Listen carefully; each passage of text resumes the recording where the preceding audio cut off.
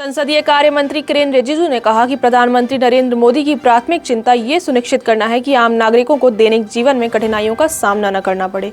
साथ ही उन्होंने पेट्रोल और डीजल पर उत्पाद शुल्क में कटौती को अभूतपूर्व कदम बताते हुए सांसदों से इस निर्णय का स्वागत करने की अपील की। केंद्र सरकार ने पेट्रोल और डीजल पर केंद्रीय उत्पाद शुल्क में 10 रुपए प्रति लीटर की कमी की है। वित्त मंत्री निर्मला सीतारमण ने कहा कि पश्चिम एशिया संकट के बीच लिया गया ये निर्णय उपभोक्ताओं को बढ़ती कीमतों से राहत देगा। वहीं डीजल और विमानन ईंधन पर निर्यात शुल्क लगाकर घरेलू आपूर्ति सुनिश्चित करने का निर्णय भी लिया गया है। गृह मंत्री अमित शाह और वाणिज्य मंत्री पीयूष गोयल ने इसे जन केंद्रित और राहत प्रदान करने वाला निर्णय बताया। सरकार का कहना है कि ईंधन कीमतों में कमी से महंगाई दर को नियंत्रित करने में मदद मिलेगी। इसका असर आवश्यक वस्तुओं की कीमत पर भी पड़ेगा।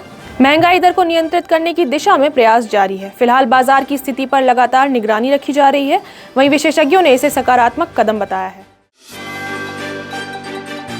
सरकार ने देश में लॉकडाउन की खबरों को अफवाह बताया है। पेट्रोलियम मंत्री हरदीप सिंह पुरी ने स्थिति सामान्य होने की बात कही। उन्होंने लोगों से अफवाहों पर ध्यान न देने की अपील की। साथ ही बताया कि ऊर्जा और आवश्यक सेवाएं सामान्य रूप से जारी रहेंगी। सरकार ने नागरिकों से आधिकारिक जानकारी पर भरोसा रखने को कहा।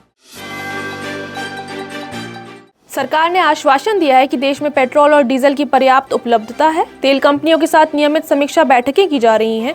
ईंधन की सप्लाई चेन को मजबूत बनाए रखने पर विशेष ध्यान दिया जा रहा है। किसी भी संभावित कमी से निपटने के लिए तैयारी पूरी है। सरकार ने ये भी कहा कि घबराकर खरीदारी करने की आवश्यकता नहीं है। पश्चिम एशिया में बढ़ते तनाव का असर वैश्विक तेल बाजार पर साफ दिखाई दे रहा है। कच्चे तेल की कीमतें $70 से बढ़कर लगभग $120 प्रति बैरल तक पहुंच गई हैं।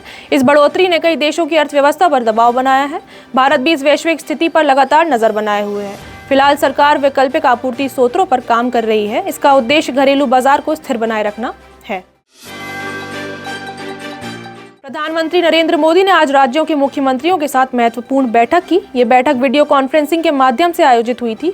इस बैठक में ऊर्जा आपूर्ति और आवश्यक वस्तुओं की उपलब्धता की समीक्षा की गई। साथ ही राज्यों की तैयारियों और समन्वय पर भी चर्चा की गई। इस बैठक से सरकार का लक्ष्य संकट के समय केंद्र और राज्य समन्वय पर जोर रहा। सरकार ने डीजल और विमानन ईंधन पर निर्यात शुल्क लगाने का निर्णय लिया है। इसका उद्देश्य घरेलू बाजार में पर्याप्त ईंधन उपलब्ध कराना है। सरकार चाहती है कि अंतर्राष्ट्रीय मांग के कारण देश में कमी न हो। इस फैसले से कीमतों को स्थिर रखने में मदद मिलेगी। विशेषज्ञ इसे संतुलित आर्थिक कदम मान रहे हैं। वहीं घरेलू उपभोक्ताओं को प्राथमिकता देने पर जोर दिया गया है। वाणिज्य मंत्री पीयूष गोयल ने वर्ल्ड ट्रेड ऑर्गेनाइजेशन के मंत्री स्तरीय सम्मेलन में भारत का प्रतिनिधित्व किया। सम्मेलन में वैश्विक व्यापार से जुड़े अहम मुद्दों पर चर्चा हुई। भारत ने विकासशील देशों के हितों को मजबूरी से पैरवी की। निष्पक्ष व्यापार व्यवस्था की आवश्यकता पर जोर दिया गया और भारत ने वैश्विक आर्थिक संतुलन बनाए रखने की बात कही। इस सम्मेलन में भारत की भूमिका को महत्वपूर्ण माना जा रहा है। भारत ने वैश्विक व्यापार प्रणाली को अधिक पारदर्शी बनाने की मांग की है। सरकार का कहना है कि विकासशील देशों को समान अवसर मिलना चाहिए।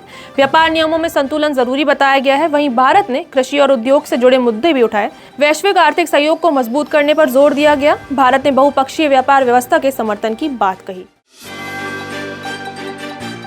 विदेश मंत्री एस जयशंकर ने G7 बैठक में भारत की प्राथमिकताएं रखी। उन्होंने संयुक्त राष्ट्र सुरक्षा परिषद में सुधार की आवश्यकता दोहराई। भारत ने वैश्विक दक्षिण देशों की आवाज को महत्व देने की बात कही। ऊर्जा और खाद्य सुरक्षा प्रमुख मुद्दे रहे। भारत ने सहयोग आधारित वैश्विक व्यवस्था पर जोर दिया। बैठक में भारत की भूमिका सक्रिय रही।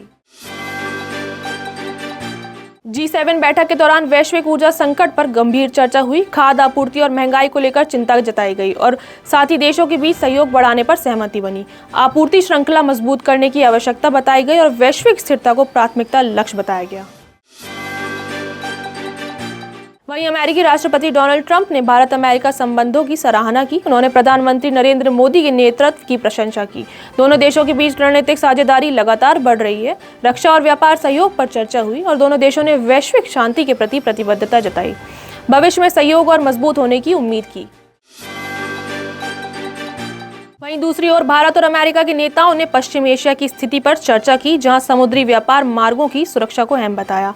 हॉर्मुज़ स्ट्रेट की स्थिरता पर विशेष ध्यान दिया गया और क्षेत्रीय शांति बनाए रखने की आवश्यकता पर सहमति बनी। कूटनीतिक प्रयासों को जारी रखने की बात कही गई। दोनों देशों ने संवाद को समाधान का रास्ता बताया। OECD ने भारत की अर्थव्यवस्था को लेकर सकारात्मक रिपोर्ट जारी की है। भारत को दुनिया के सबसे तेजी से बढ़ती अर्थव्यवस्था बताया गया है। रिपोर्ट में आर्थिक सुधारों की सराहना की गई। निवेश और घरेलू मांग को वृद्धि का मुख्य कारण बताया गया। वैश्विक तनाव के बावजूद भारत मजबूत स्थिति में है।